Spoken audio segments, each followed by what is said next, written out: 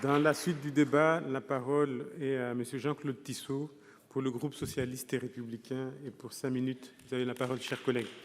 Monsieur le président, madame la ministre, chers collègues, la crise due au Covid-19 a jeté une lumière crue sur notre dépendance à l'égard d'acteurs lointains. Elle nous invite aussi à réinterroger en profondeur notre système économique avant de le relancer. La France, 6e puissance économique mondiale, meilleur système de santé au monde, il y a encore quelques années, s'est pourtant trouvé fort démuni face à cette épidémie. Au nom d'un modèle présenté comme l'horizon indépassable de l'humanité, notre pays a été progressivement impuissanté. Système hospitalier et recherche publique affaiblie, tissu industriel démantelé, entreprises et savoir-faire délocalisés. Face à la crise engendrée par cette pandémie, on se rend compte finalement que ceux qui ont privilégié la logique de rentabilité immédiate plutôt que de soutenir l'investissement dans les secteurs stratégiques étaient davantage les cigales que les fourmis de la fable. La prise de conscience de la nécessité de retrouver de la souveraineté est désormais largement partagée et transcende certains clivages politiques, comme le démontre ce débat aujourd'hui. Au sein du groupe socialiste et républicain, nous avons travaillé ces dernières semaines dans une démarche prospective pour préparer le monde d'après et pouvons ainsi apporter quelques réponses aux questions posées par ce débat sur la relocalisation des productions stratégiques. Lesquelles ? Les secteurs clés que nous identifions sont la santé, l'alimentation, l'énergie, les transports, le numérique, sans oublier, bien sûr, les productions industrielles qui se sont révélées indispensables dans la crise. Où la présence dans nos territoires d'entreprises industrielles conditionne de fait le maintien de nos emplois. Ainsi, la reconquête industrielle ne doit pas se réaliser au détriment des territoires ruraux. Ces territoires doivent profiter des plans de relance et de relocalisation industrielle. Comment ? En assumant une rupture claire avec les politiques d'austérité engagées ces dernières années et en intégrant systématiquement la préoccupation environnementale dans la reconstruction de notre système de production. À la vision idéologique du tout marché, nous proposons de substituer une vision pragmatique et d'analyser la faisabilité d'une relocalisation secteur par secteur. Plus largement, notre Assemblée a déjà produit de nombreuses réponses à ces questions à travers différents travaux conduits ces dernières années. La présidente, Madame Létard, tout à l'heure, en a parlé. Il y a un an, la mission d'information sur l'avenir de la sidérurgie préconisait ainsi un engagement fort de l'État pour soutenir cette filière, symbole du déclin de l'industrie dans notre pays, pallier les défaillances du marché et relever les grands défis comme celui de la décarbonation. La crise a révélé encore d'autres faillites de notre appareil productif, particulièrement insupportables dans le secteur sanitaire.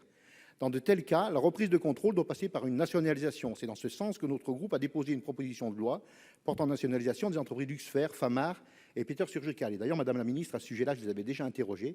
Vous m'aviez dit prendre attache auprès des entreprises d'ailleurs de Famar. Et j'en ai parlé tout à l'heure avec mon collègue sénateur Gilbert-Luc Devinaz, qui a rencontré l'entreprise il y a peu, la semaine dernière ou même en début de semaine. Et apparemment,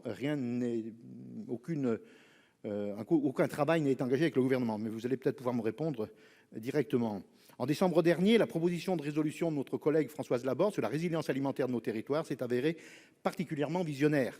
Même si le risque attendu venait plutôt de catastrophes climatiques, elle nous alertait sur la grande dépendance alimentaire de nos territoires et le balai de camions qu'elle induit. Le degré d'autonomie alimentaire de nos territoires n'est que de 2% en moyenne, alors même qu'ils disposent d'actifs agricoles permettant de couvrir 54% des besoins de leurs habitants. Il ne manque donc que la volonté politique pour organiser la reconnexion entre production et consommation. Dans tous les cas, la relocalisation de nos productions doit s'accompagner d'une reconversion écologique de notre industrie et de notre agriculture. Ceci implique d'une part un engagement massif de l'État dès le prochain plan de relance et d'autre part un conditionnement des aides d'État à un engagement véritable des entreprises dans la transition écologique et notamment au maintien de l'emploi et des investissements en France. Bien entendu, cette reconversion écologique de notre industrie et de réindustrialisation de nos territoires doit pouvoir s'appuyer sur l'Union européenne, en commençant par le pacte vert qu'elle propose. Mais il faudra aller plus loin et réorienter la construction européenne en faisant le pari de coopération plutôt que de concurrence libre et non faussée, et doter l'Europe d'un véritable budget, abondé par exemple par la mise en place d'une taxe carbone aux frontières de l'UE. Bien sûr, il faudra tourner le dos aux traités commerciaux, type TAFTA et CETA, qui s'emploient à faire tomber nos normes protectrices. Enfin, cette reconquête industrielle doit être socialement inclusive pour s'attaquer véritablement à l'extrême pauvreté révélée par la crise, mais présente depuis des décennies en raison du creusement des inégalités. Pour atteindre ces objectifs ambitieux, nous devons disposer d'indicateurs alternatifs au PIB, qui n'est qu'un indicateur purement quantitatif et monétaire. Le groupe de réflexion sur les nouveaux indicateurs de richesse, initié par notre collègue Franck Montaugé, a déjà produit 2 propositions de loi particulièrement adaptées pour penser le monde d'après. De même, nous devons nous emparer de la notion de bien commun, qui questionne les limites de la marchandisation de la nature et du travail. C'est ce que vient de faire notre collègue Nicole Bonnefoy en déposant une proposition de loi visant à inscrire dans la Constitution les principes de protection du sol et de garantie de la souveraineté alimentaire. Ainsi, les outils et les moyens pour relocaliser nos productions stratégiques ont pour beaucoup déjà été pensés sur ces bancs. Le Covid-19 et la crise qu'il a induite ont joué un rôle de révélateur de la trop grande dépendance de notre pays dans plusieurs secteurs clés. Mais pour que cette prise de conscience ne soit pas sans lendemain, il faut très vite que de premiers jalons soient enfin plantés pour préparer, demain, une relocalisation durable des secteurs clés de notre économie.